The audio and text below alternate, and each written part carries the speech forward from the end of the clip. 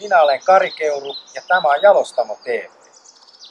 Tämän kerran teemana meillä on 3 tärkeää asiaa, jotka vaikuttavat järjestötyöntekijöiden hyvinvointiin.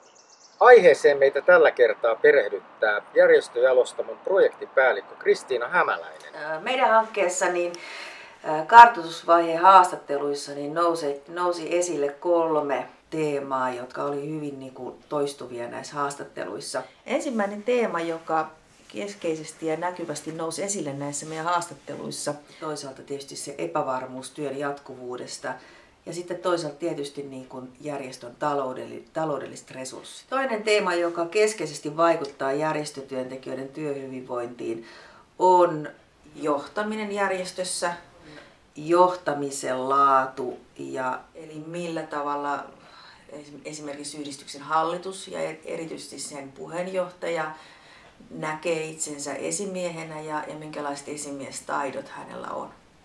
Miten hyvin nämä luottamushenkilöt osaa toimia esimiehen asemassa suhteessa järjestötyöntekijään.